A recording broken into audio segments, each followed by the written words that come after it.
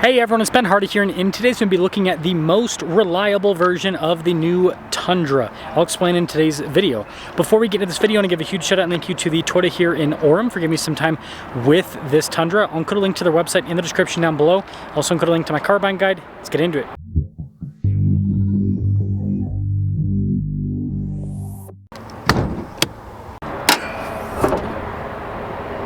Under the hood, we have the hybrid twin-turbo 3.4-liter V6 that goes through a 10-speed. Fuel economy is 19 around town, 22 on the highway, with power outputs being 437 horsepower and then 583 pound-feet of torque. Having the hybrid component means you're going to put less wear and tear on the engine over the long term, and Toyota's hybrids in general are just really reliable systems, and so it just helps make this Tundra a little bit more reliable compared to the regular gas version. Now, before we move forward with this review, I do want to mention if you want to see more videos just like this, then I recommend you subscribe because I post content every single day. Now, I picked out this particular Tundra because it's a limited with the Tier D off-road package. I think this is kind of like the sweet spot between getting a lot of the tech, but then also not having too much to where you have some systems that could potentially have some issues down the road because they're just so fancy and complicated. So this has some nice things like fog lights, for example. You can see it's got a front camera. We've got the Tier D wheels, which just look cool. Now, this has Bilstein shocks, which I think are really important. Bilstein makes really good shocks for their longevity. That's why Toyota works with Bilstein, or has worked with them for such a long time, because the shocks, well, a lot of times they outlast the owners. It's pretty crazy. Now you can see that with that whole setup, it gives it a pretty nice ride height as well. And then you do have the Bilstein shocks in the rear on top of that. Now, something on this that's a little bit on the fancier side is the tailgate, because it's got the power one. So that is something that, yeah, could be a little bit interesting.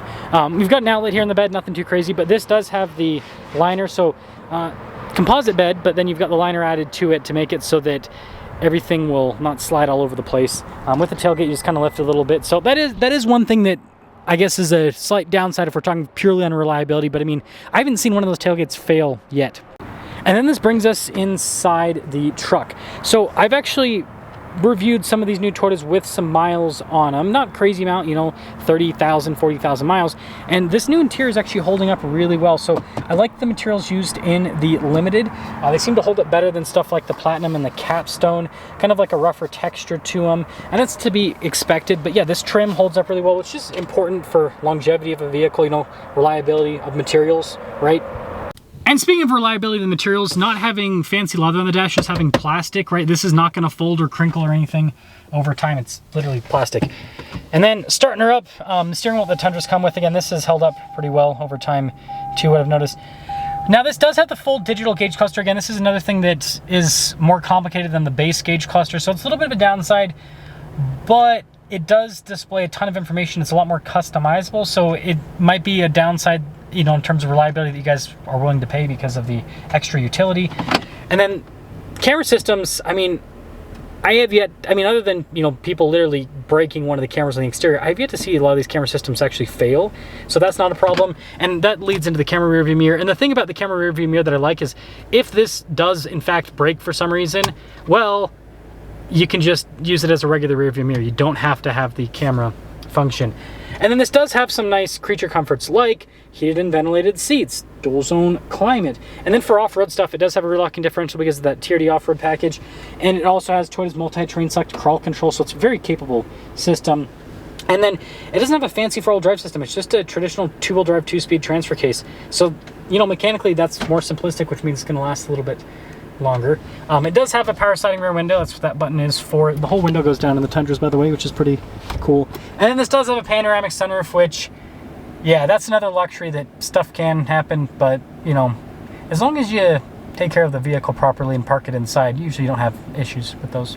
And then price-wise, this is kind of like right in the middle of everything for the Tundra. You guys can see $61,000 base MSRP. There are some things that you guys might not care about, like the sunroof. $1,300 that would save you if you get rid of that from this truck, for example.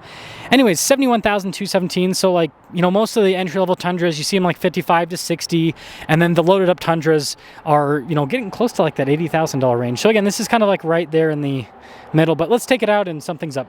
Oh, let's set off in our reliable steed. So the reason I'm making this video is I see that everyone's still talking crap on the Tundra because of the initial quality.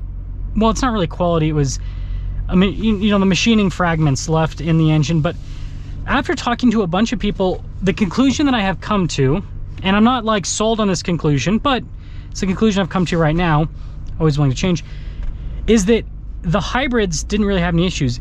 All the issues were with the regular, you know, just turbo non-hybrid. So if you get a hybrid, it sounds like you're not gonna have issues. Like, nobody really had issues with their Sequoias. And if you look at the Tacomas, it seems like it's the same thing, where the Tacomas that are having issues are the non-hybrids. The hybrids seem to be doing just fine.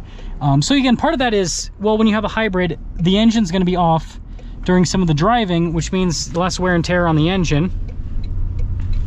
And also, with acceleration, you can see that I'm not even going about 2,000 RPMs. It has so much torque that I'm not going to be wringing out the engine as much. So the engine's just going to be under less stress overall, which is going to help out with the longevity. So I think all that's good. And like I said, this does have some tech, like the camera, again, the 360 camera rear view mirror. It's got all of that going on. But I mean, I need to go and review some higher mileage vehicles with that tech, but I reviewed a Ram TRX that had all that stuff, and there was no like failure point with any of that stuff. The 360 camera still worked, camera rear view mirror still worked, panoramic center, all that stuff still worked. So it seems like the stuff is actually pretty darn reliable, which makes sense, because if you think about it, think about like computers, for example. If you just lightly use a computer, like I'm talking about, like, you have a computer and you browse the internet every so often, like you know, use it to watch YouTube videos like this. You're not doing any like heavy video game stuff, or you know, like what I do on my computer. I do a lot of editing, which is very intensive on a computer when you're exporting a video. If you're not doing any of that, like, computers last for a very long time, and they don't really have reliability. I mean, my laptop, for example, I think it's, I mean, at this point, I think it's like 4 years old, which is pretty old in terms of computer terms. And, you know, it's got some like performance issues here and there, but it still works perfectly fine. And I have like a backup thing for it. I haven't had to use it once. Knock on wood. Hopefully that continues. So the point that I'm trying to make is, this stuff, you're just a camera attached to a feed. So as long as the camera doesn't get impacted, I think you'll be fine. The infotainment system's a little bit more is going on with that, but I also think, again, it's going to be a use thing.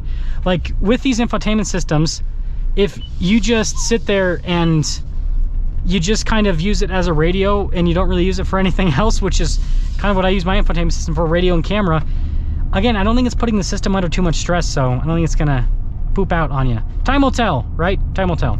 That's just my 2 cents. And then digital gauge cluster, same thing. Again, it's just not super complicated stuff when you look at it. Like, when you compare this to like a touchscreen laptop, it's like, this is pretty basic stuff. So I know that was a lot of the video talking about the tech, but the point I'm trying to make is, although this truck has a little bit of tech, I think long term it's probably not going to have issues. And a lot of this stuff Toyota's had for quite some time. Toyota has had camera systems in their vehicles for quite some time. They've had heated and cooled seats in vehicles, dual zone climate. Like, a lot of these features they've had for a long time. So, you know, if there's kinks, they've been able to work it out. The biggest thing is the powertrain, and we kind of talked about it earlier, where it's going to be under less stress because it's a hybrid. So if it were my money and I were going to be buying a new Yoda, it's going to be the hybrid, and it's going to be the middle of the line package. You know, I'm going to go for the version where it's got some of the nice creature comforts like this, but not all the stuff, like the adjustable suspension. You can get, you know, the rear adjustable suspension in the Tundra, or the fancy Fox shocks in the TRD Pro. Like, that stuff's cool, but, you know, long term you're going to have to replace, like, Fox shocks, you know, the high performance shocks like that, you got to rebuild them more often.